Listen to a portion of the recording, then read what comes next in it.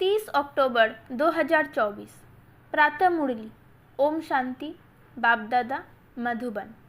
बाबा कहते मीठे बच्चे, एक बाप की याद में रहना ही अव्यभिचारी याद है। इस याद से तुम्हारे पाप कट सकते हैं। प्रश्न, बाप जो समझाते हैं उसे कोई सहज मान लेते, कोई मुश्किल समझते, इसका कारण क्या है? उत्तर, जिन बच्चों ने बहुत समय भक्ति की है, आधा कल्प से पुराने भक्त हैं, वो बाप की हर बात को सहज मान लेते हैं क्योंकि उन्हें भक्ति का फल मिलता है। जो पुराने भक्त नहीं, उन्हें हर बात समझने में मुश्किल लगता। दूसरे धर्म वाले तो इस ज्ञान को समझ भी नहीं सकते। ओम शांति। मीठे मीठे रूहानी बच्चों प्रति रूहानी बाप बैठ समझाते हैं, तुम बच्चे सब क्या कर रहे हो? तुम्हारी है अव्यभिचारी याद। एक होती है व्यभिचारी याद, दूसरी होती है अव्यभिचारी याद। तुम सबकी है अव्यभिचारी याद। किसकी याद है? एक बाप की। बाप को याद करते करते पाप कट जाएंगे और तुम वहां पहुंच जाएंगे। पावन बनकर फिर नई दुनिया में जाना है। आत्माओं को जाना है। आत्मा ही इन ऑर्गन्स द्वारा सब कर्म करती है ना। तो बाप कहते हैं अपने को आत्मा समझ, बाप को याद करो। मनुष्य तो अनेकानेक को याद करते हैं। भक्ति मार्ग में तुमको याद करना है एक को। भक्ति भी पहले पहले तुमने ऊंच से ऊंच शिव बाबा की ही की थी। उनको कहा जाता है अव्यभिचारी भक्ति। वही सर्व को सद्गति देने वाला रचता बाप है। उनसे बच्चों को बेहद का बरसा मिलता है।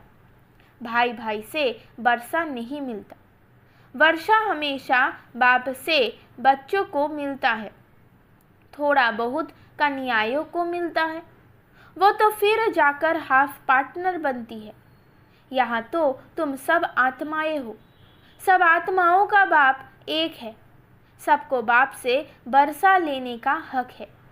तुम हो भाई भाई, भल शरीर सती पुरुष का है। आत्मा सब भाई भाई है।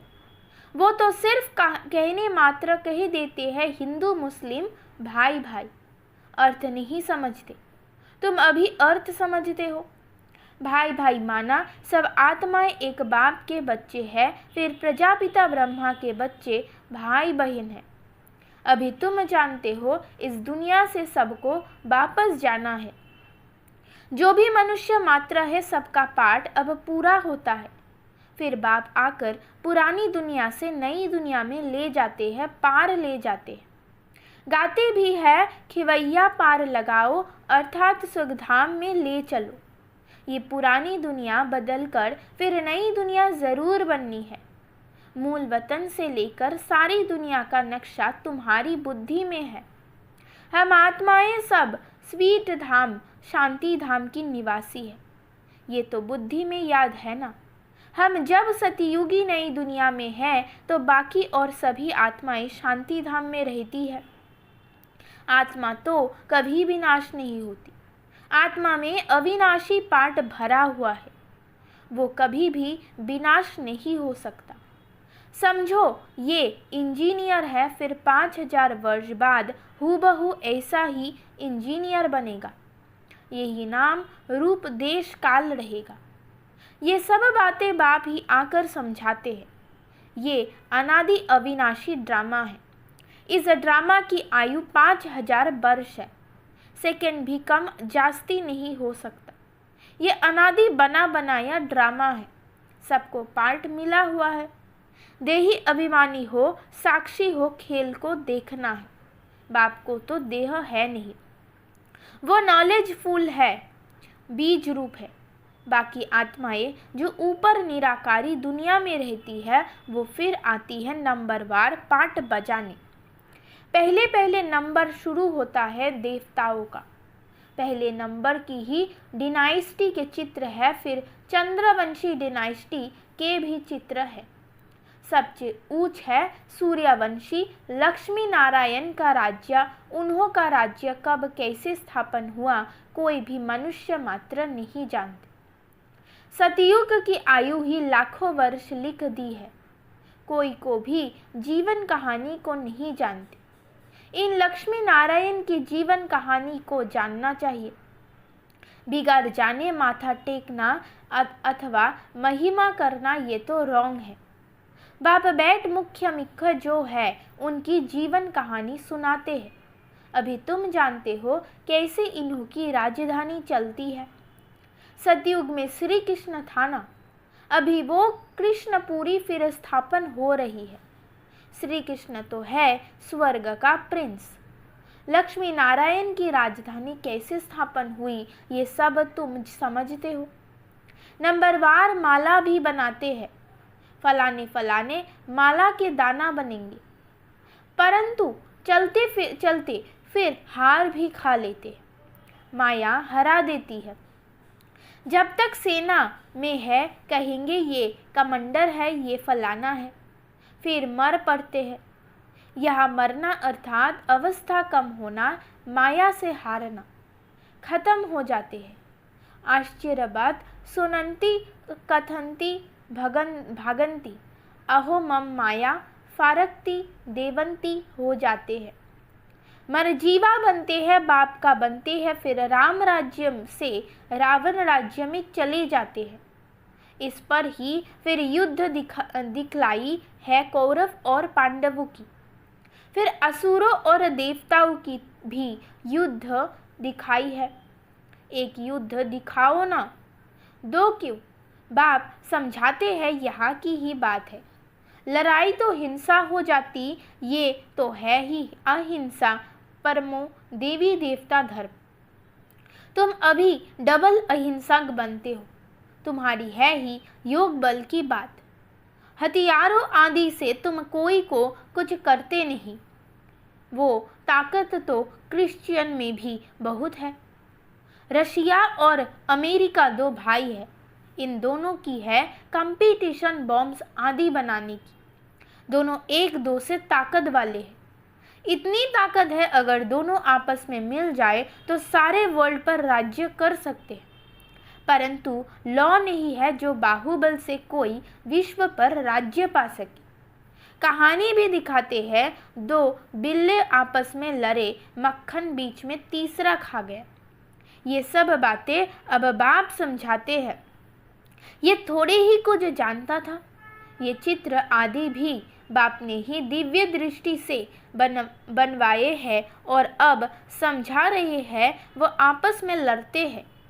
सारे विश्व की बादशाही तुम ले लेते हो। वो दोनों है बहुत पावरफुल।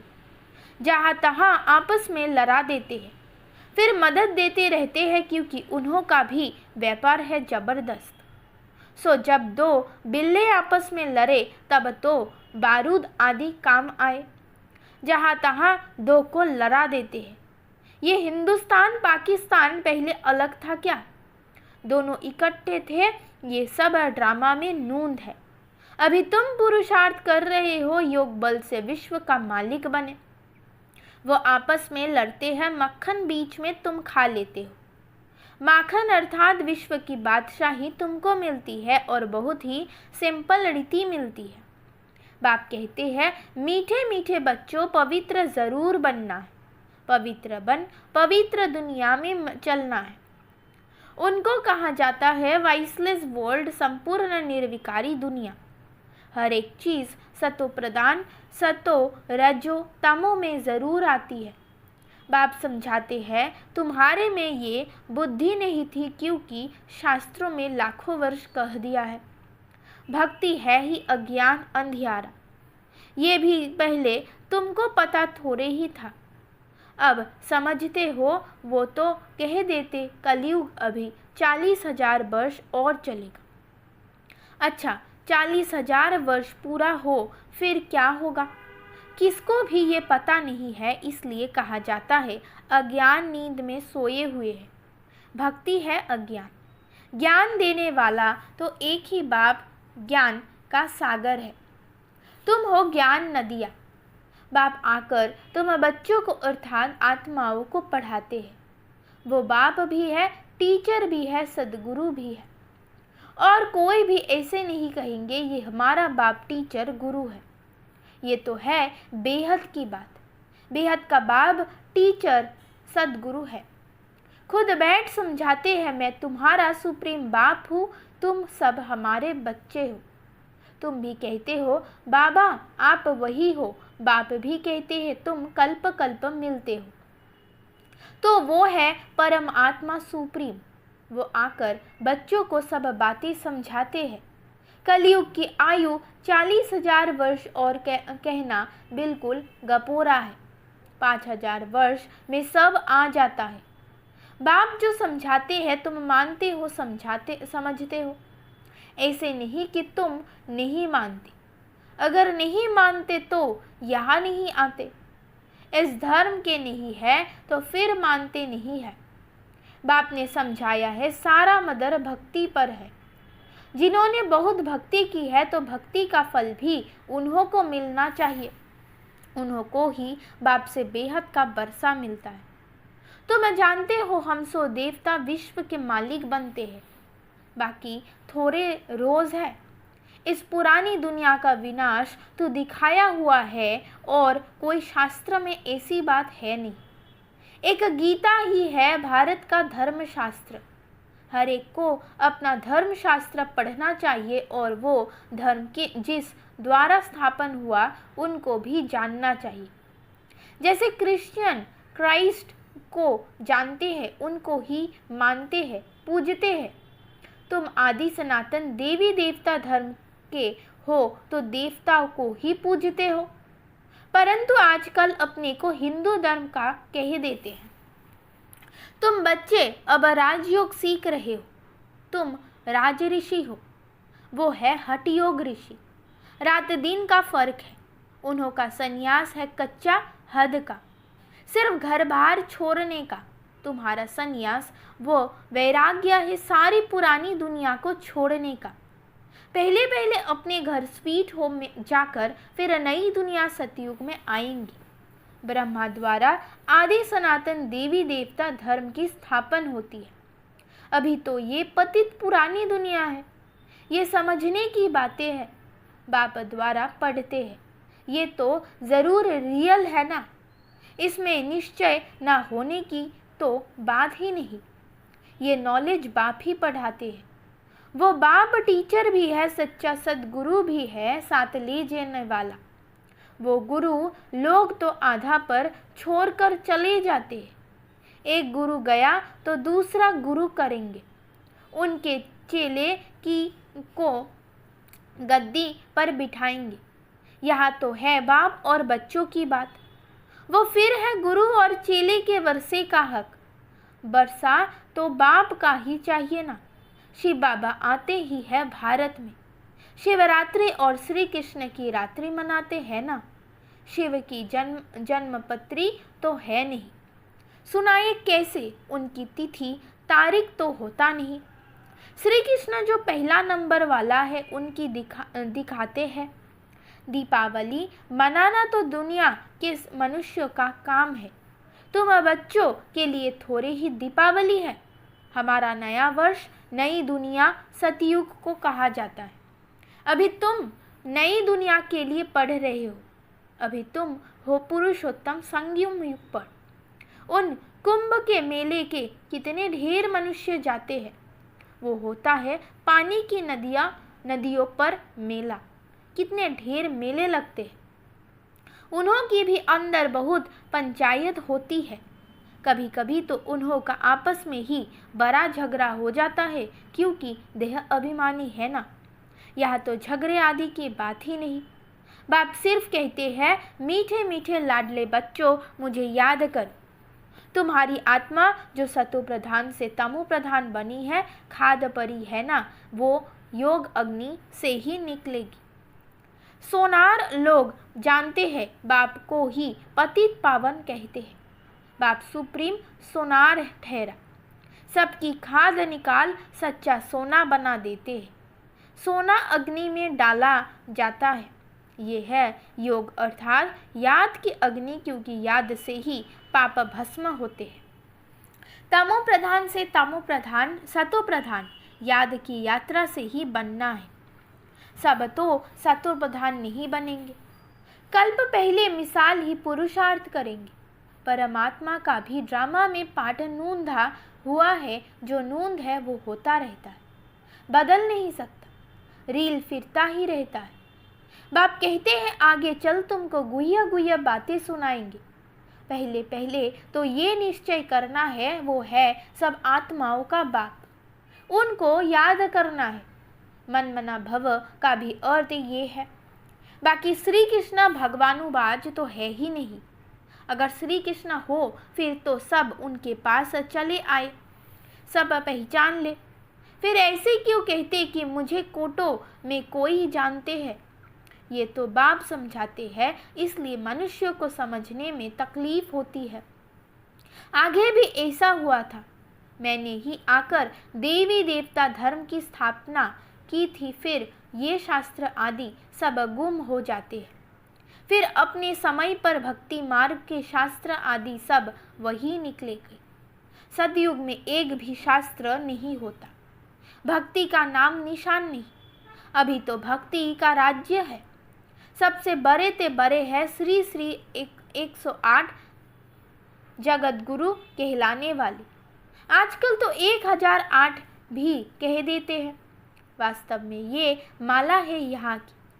माला जब फेरते हैं तो जानते हैं फूल निराकार है, फिर है गुरु मेरु ब्रह्मा सरस्वती युगल दाना, क्योंकि प्रवृत्ति मार्ग है ना। प्रवृत्ति मार्ग वाले निवृत्ति मार्ग वालों को गुरु करेंगे तो क्या देंगे? हठयोग सीखना पड़े। वो तो अनेक प्रकार के हठयोग है। राजयोग है ही हठयोग शरीर की तंदुरुस्ती के लिए।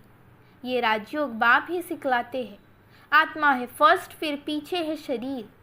तुम फिर अपने को आत्मा के बदले शरीर समझ उल्टे हो परे हो। अब अपने को आत्मा समझ बाप को याद करो तो अंत मति सो गति हो जाएगी।